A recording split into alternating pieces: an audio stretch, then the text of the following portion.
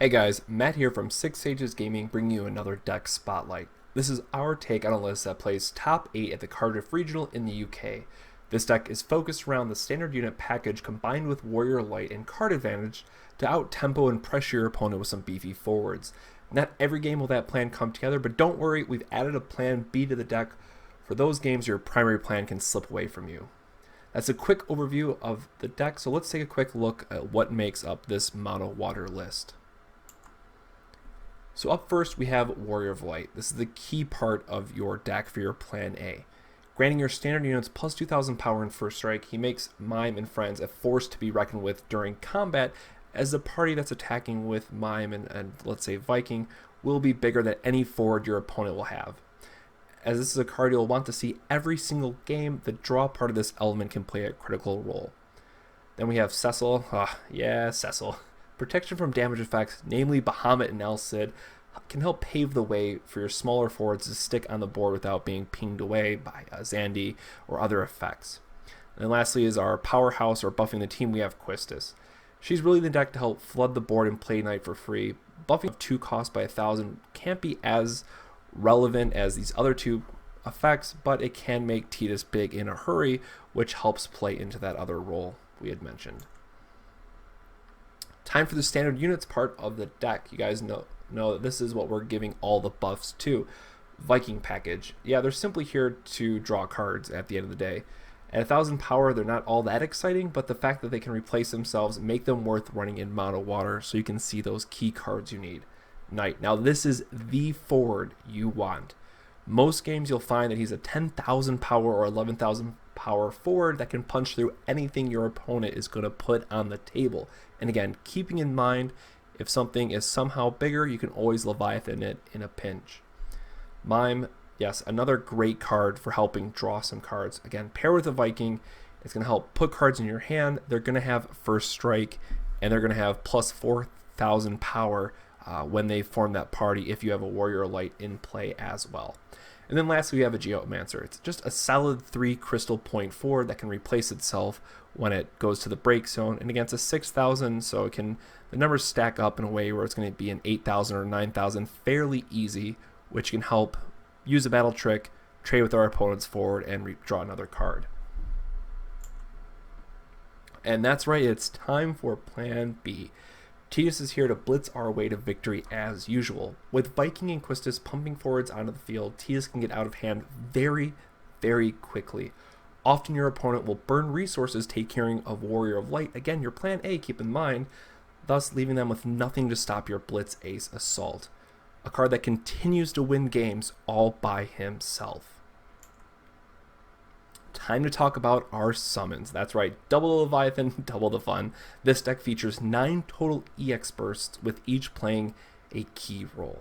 1-drop Leviathan really helps pump all of your forwards. Since we are playing a mono water deck, this really is just a key 2000 power battle trick for a low cost of 1 crystal point. And again, just being able to leave up that 1 extra backup when so many games you'll have 5 backups in play can really help set up the turns where you play Leviathan and then still have backups available for Astro. 3-drop Leviathan, not much really needs to be said about this. It's primarily used to save you from forwards you may not have an immediate answer to, or saving you from that 7th point of damage. Again, there are a lot of misplays that happen around this card where people are often using it too early or not using it in the right scenario. So again, hold on to this card until it's either going to win you the game or you need to use it to not lose on that specific turn for the 7th point of damage. And then for our last summon, we have Mr. Impure, as I call him, good old jolly green guy. I'm not that excited about this card in the list, but with our Yuna backup, it is a 3 cost and it draws a card, so it's effectively another 1-drop summon for the deck.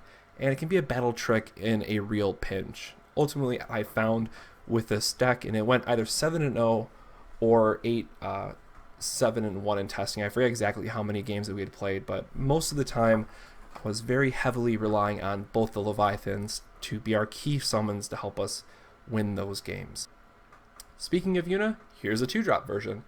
Changing Leviathan to a 2-drop and Impure to a 3-drop makes this arguably the best backup in the deck, of course, next to Minwu. Always capitalize on running 3 Yuna if you're having a water-heavy deck. Astro, of course, our next backup helps with the ice matchup because you can always activate past a Shiva. That won us a couple games. And it gives you the option to use Knight as an aggressive attacker. Again, he's going to be a 10k or an 11k often, and then just be able to threaten the chance to stand him or activate him whenever you need to, and make it incredibly difficult for your opponent to attack without care. Then lastly, we have Minwu or Winmu. Again, beats ping effects, always going to be great. Not much really needs to be said about this card. Then we have Wakka. Very simple, buffs our team by another 1000 power.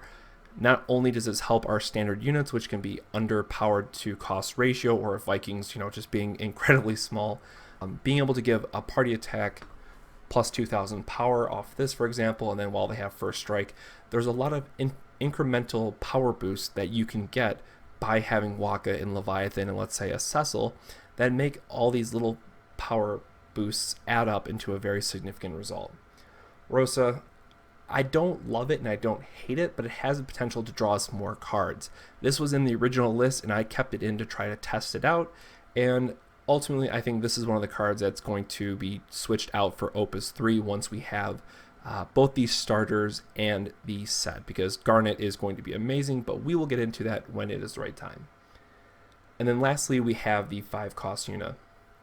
Again, in the deck for only the EX burst part of the effect, so it acts as another Leviathan 4 and 5, but 99 times out of 100 we will never want to play this, as the other Yuna just does so much more for the deck. Again, ultimately this card will be replaced when Opus 3 comes out. Again, Opus 3 starters and specifically Opus 3 boosters. And that's it. That's our quick look at the mono water deck featuring standard units and Tidus. Whether it's beating your opponent down with a 12,000 powered knight or blitz acing for victory, this deck has all the tools you need to give this mono water list a shot.